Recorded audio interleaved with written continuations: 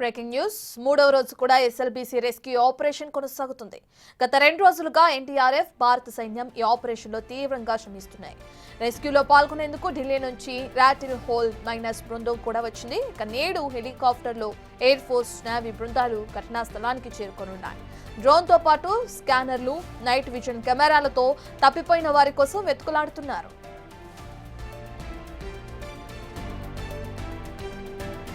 14వ kilometre దగ్గర పనులు చేస్తున్న టన్నెల్ బోర్ మిషన్ దగ్గరకు చేరుకున్నారు కొందరు రక్షణ సభ్యులు. ఒకచోట 15 మీటర్లకు పైగా బురదనుడంతో రెస్క్యూ ఆపరేషన్ సాధ్యపడలేదు. ఆపరేషన్ కార్యకలాపాలకు మట్టి, నీరు విరిగిపడ్డ సెగ్మెంట్లు ఆటంకంగా కనిపిస్తున్నాయి. 5 అత్యాధునిక సామర్థ్యం గల మోటార్ల ద్వారా నీటిని శ్రీశైలం దిగువకు వదులుతున్నారు అధికారులు. ఇక కూలిపోయిన ఇనుప రాట్లను, రైలింగ్ ను తొలగించేందుకు వెల్డింగ్ పనులు కొనసాగుతున్నాయి. టన్నెల్లో ఎక్కువ వెలుగొచ్చేలా శక్తివంతమైన లైట్లు ఏర్పాటు చేశారు. లైటింగ్ వ్యవస్థ కోసం సుమా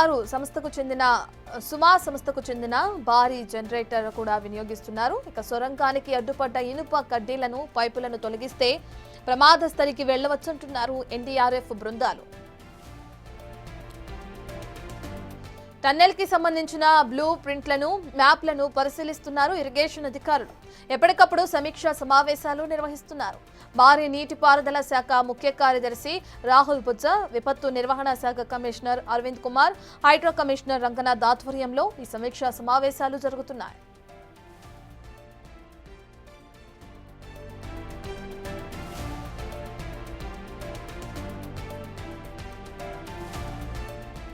లోపల చిక్కిన వారి కుటుంబ సభ్యులకు సమాచారం ఇచ్చింది నిర్మాణ సంస్థ.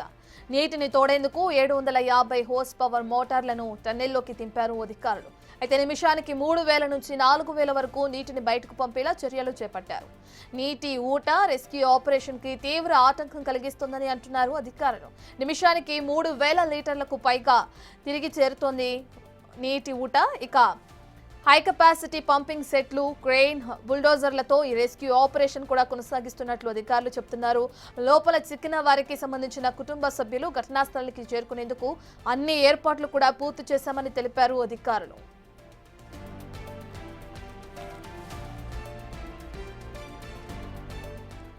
పూర్తి డీటెయిల్స్ అందించడానికి మా ప్రతినిధి శంకర్ అందుబాటులో ఉన్నారు. రైట్ శంకర్, మనం చూస్తే ఎస్ఎల్బీసీ రెస్క్యూ ఆపరేషన్ 3వ రోజు కొనసాగుతుంది. ఎక్కడి వరకు వచ్చింది రెస్క్యూ ఆపరేషన్ కి సంబంధించిన పనులు, డీటెయిల్స్ ఏంటి శంకర్?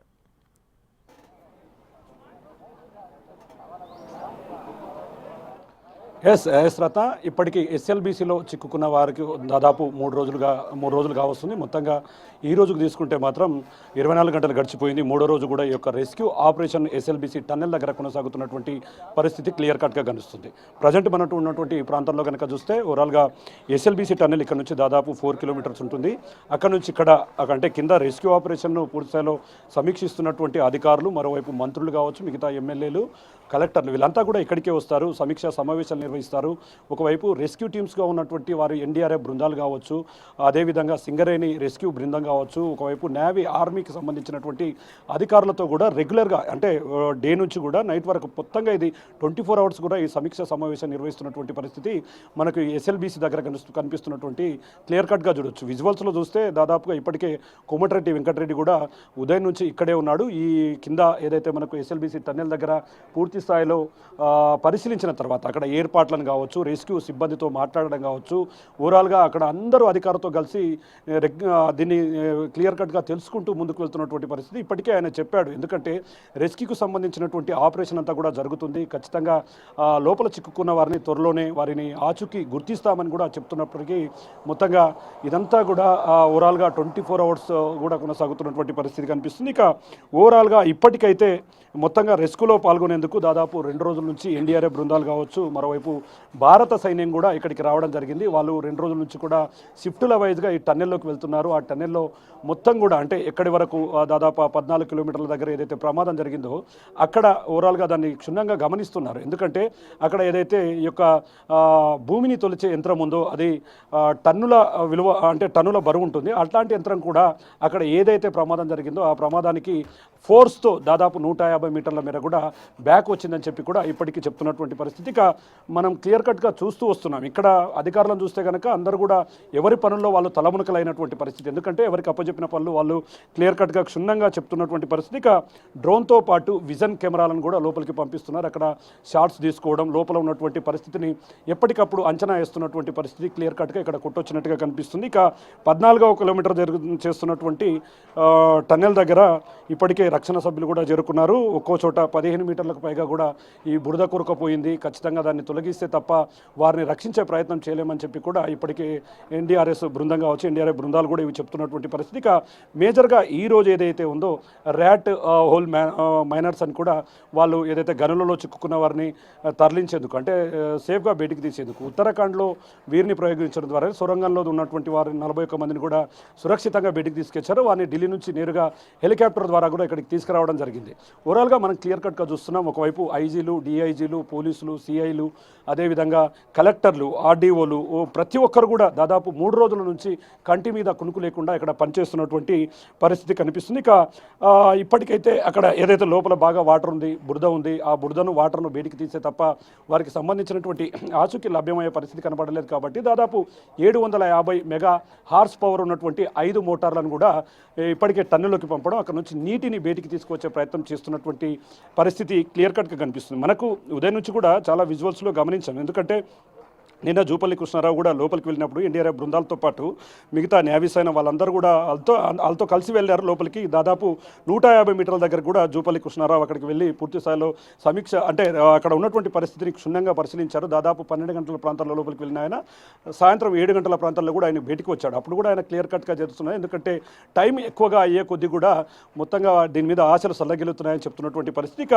లోపల ఏదైతే విద్యుత్కు సంబంధించి, వెంటిలేషన్కు సంబంధించి ఇప్పటికైతే పూర్తి స్థాయిలో అప్డేట్ అయింది. ఎందుకంటే ఆ ప్రమాదం జరిగిన వెంటనే అక్కడ దీనికి సంబంధించినటువంటి లైటింగ్ అంతా కూడా ఆగిపోవడంతో ఒక్కసారిగా లోపల పనులు చేయడానికి చాలా ఇబ్బందికరమైనటువంటి వాతావరణం ఉండేది. కానీ దాన్ని పూర్తి స్థాయిలో అప్డేట్ చేస్తూ వస్తున్నారు. ఒక భారీ అంటే సుమా సంస్థకు చెందినటువంటి ఒక భారీ జనరేటర్ను కూడా లోపలికి పంపారు. అదేవిధంగా ఎక్కడైతే ఒకవేళ నీళ్లలో ఒకవేళ చిక్కుకొని ఉన్నా వారికి ఏమైనా అయినా కూడా కనిపించే వారిని గుర్తించేందుకు కూడా లేటెస్ట్ ఎక్విప్మెంట్ను కూడా దానికి సంబంధించినటువంటి యంత్రాలను కూడా లోపలికి పంపినటువంటి పరిస్థితి ఇక్కడ ఎస్ఎల్బీసీ టన్నెల్ దగ్గర కనిపిస్తుంది. ఇక ముఖ్యంగా ఎస్ఎల్బీసీ టన్నెల్ దగ్గర షిఫ్ట్ల వైజ్గా ప్రతి ఒక్కరిని చూడవచ్చు. అంటే నేవీ కావచ్చు, ఒకవైపు ఎన్డీఆర్ఎఫ్ బృందాలు కావచ్చు, మరోవైపు సింగరేణి కావచ్చు, మరోవైపు పోలీసులు కావచ్చు, మరోవైపు ఆర్మీ సిబ్బంది రెగ్యులర్గా ఇక్కడ కంటి మీద కునుకు లేకుండా పనిచేస్తున్నటువంటి పరిస్థితి క్లియర్ కట్గా కనిపిస్తుంది. ఇక దాదాపు ఇక్కడ ఒక చిన్న సమస్య ఏంటంటే ఖచ్చితంగా ఏదైతే ప్రమాదం జరిగిందో అక్కడ నీటిని అదేవిధంగా వాటిని బయటికి తోడేందుకైతే ప్రయత్నాలు ముమ్మరం చేశారు. ఇక ప్రధానంగా ఈ ఫారెస్ట్ మీద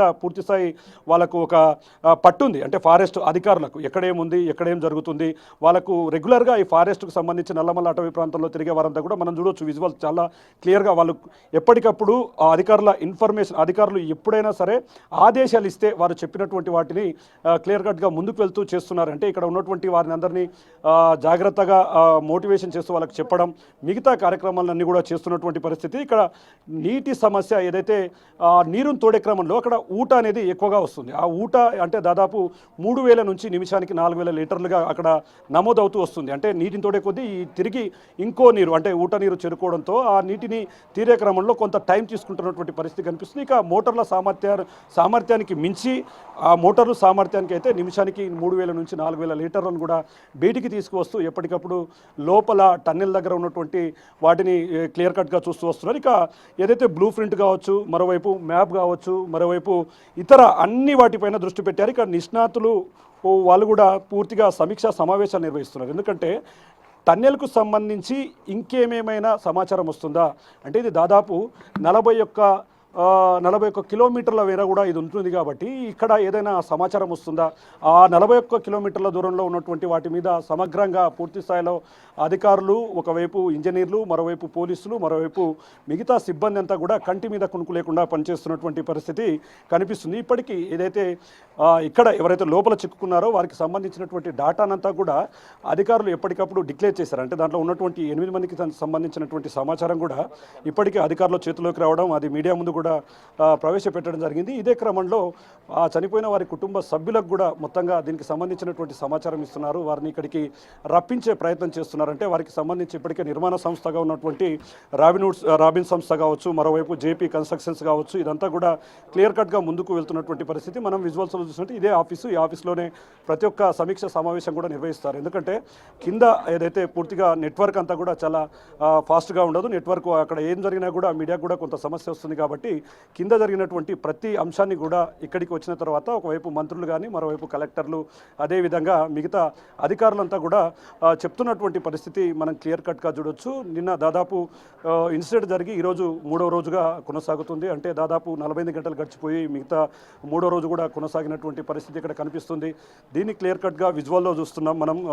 ఓవరాల్గా దానికి సంబంధించి ఇప్పటికే ఏదైతే ఈ యొక్క ఎస్ఎల్బీసీకి సంబంధించినటువంటి బ్లూ ప్రింట్ కావచ్చు, అదేవిధంగా నైట్ విజన్ కావచ్చు, వాటి ఆధారంగా వాళ్ళు చేస్తున్నారు. ఇక్కడ పోలీసులు కూడా భారీగా బందోబస్తును ఏర్పాటు చేశారు. ఇక్కడికి వచ్చేటటువంటి వాళ్ళందరికీ కూడా ఫుల్ స్థాయిలో సెక్యూరిటీ కల్పిస్తూ మొత్తంగా ఈ యొక్క సమస్యను త్వరితగతిన క్లియర్ చేసేందుకైతే ముందుకు వెళ్తున్నటువంటి పరిస్థితి అయితే ఇక్కడ కనిపిస్తున్న తర్వాత ఓవరాల్గా దానికి సంబంధించి రెస్క్యూ కొంత ముందుకు వెళ్తుంది. ఇదే క్రమంలో మొత్తంగా కూడా మరి కొద్ది గంటల్లో కొంత క్లారిటీ వచ్చేది. ఎందుకంటే నిన్న మధ్యాహ్నం నుంచి అయితే ఈ స్టెప్ కాస్త ముందరికి పడిందని చెప్పవచ్చు రత్న. మరి రాబోయే 2-3 గంటల్లో ఎలాంటి అంశాలను వెలుగులోకి తెస్తారు, ఎలాంటి వాటిని గుర్తిస్తారనేది మాత్రం మనకు పూర్తి స్థాయిలో చూసే అవకాశం అయితే ఇక్కడ మెండుగా కనిపిస్తుంది రచన. ఇది ఓవరాల్గా ఇక్కడ లేటెస్ట్ అప్డేట్ కావచ్చు, మరియు అదేవిధంగా అధికారుల సమీక్షా సమావేశాలు కావచ్చు. మొత్తంగా ఎస్ఎల్బీసీ దగ్గర ప్రస్తుత పరిస్థితి ఈ విధంగా కొనసాగుతుంది. Right, thank you Shankar.